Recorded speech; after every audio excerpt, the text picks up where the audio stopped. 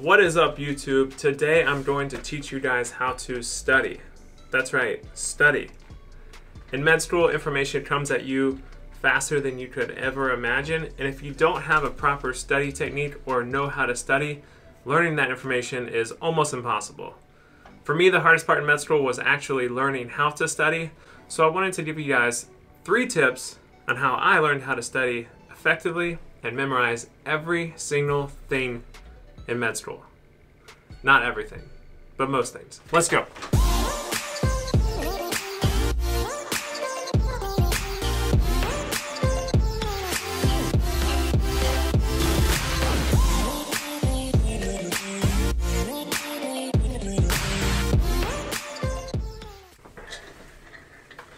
Alright, so first and foremost, I apologize for how tired I look. These bags under my eyes, this is my 6th night in a row, 6th 12-hour night shift in a row, and I am a little on the tired side, but this is my last night shift of the entire year of 2019. Anyways, tip number 1, find a study spot, create a schedule, and get in a routine. I cannot express to you how much a routine helps you study. For me, my routine was waking up at 5 a.m., going to the library, and studying in my same cubicle or my same table every single day. For me, that was really important because once I sat at that table, it was business time and it was game on. If I were to stay at home, I would dilly-dally around, watch some TV, watch some YouTube. Instagram wasn't as popular when I was in med school, but I can imagine I'd probably be on Instagram a lot if I were in med school now. So for me, I had to get the heck out of the house, go somewhere, and get to work. Some people like studying at home. I'm not one of those people, but if you do, make sure you leave all distractions away from you and focus. I'm currently studying for radiology boards right now, and I adopt the same exact routine. I wake up early at 5 a.m., I go into the kitchen or downstairs in my apartment complex, and I get to work. And I do this before I actually go to work. So I wake up 2 hours early before work, start studying, and then go to work and come home. If I don't do that, I don't even know when I would have time to study while having a full-time job in residency. Tip number 2, find yourself a study partner, preferably smart and preferably motivated, and stick with them throughout med school. My study partner in medical school was a girl named Alexandra. Shout out to Alexandra. I don't know if you're watching, but if you do, thank you for everything you did. She was amazing during med school. She was extremely motivated, unbelievably smart, and more importantly, she kept me on task and made me a better student. It's always nice to bounce topics off of a study partner and quiz each other back and forth. This really helps you nail down the material.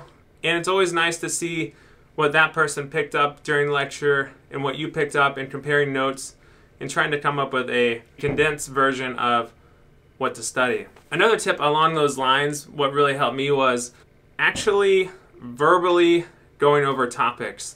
So we would verbally quiz each other, which forces you to think about a topic rather than just being able to pick it out on a multiple choice test. If you were able to recall it and verbalize it, you are much more likely to actually understand it and memorize it versus just being able to pick it out of a multiple choice menu. So study partners are worth their weight in gold if you find the right one. My third tip on how I memorize everything relates to note-taking.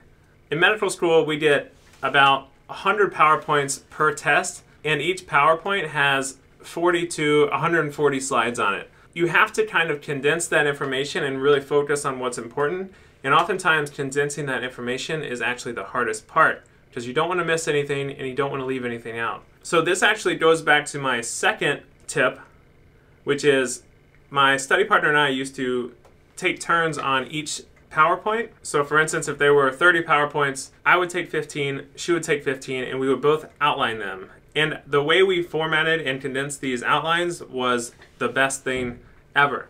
So this is what we did.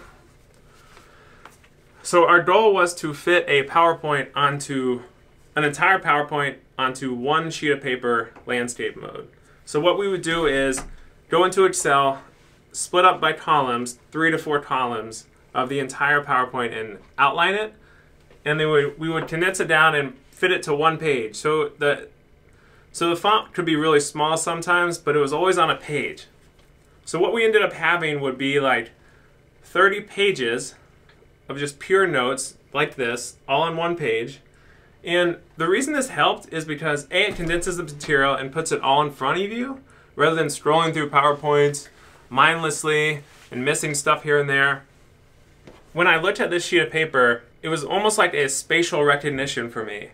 So if I was in the test and I couldn't remember a specific detail on a topic we were tested on, I could at least put it to like a specific portion of the page, and I could think like, okay, so I think that was up on the left side of the page, which means it was probably one of these two things. And it oftentimes just on spatial memory or spatial recognition of what was on my outline, I could kind of pick the right answer. Because there's so much information, it's impossible to know everything, so you have to develop different techniques that work for you. So for us, we split up the PowerPoints, we outlined every single one like this, fit it all on one page, and we would have the exact same material to study. We could quiz each other, and we could at least spatially recall information if we couldn't remember it, every single detail. Alright guys, so that concludes my 3 tips on how I memorized everything or almost everything in med school, and the tips I still use today. So if you liked this video and thought it was helpful, leave a thumbs up, hit that like and subscribe. Don't just hit it, smash that like and subscribe button, and I guess I will see you guys on the next video.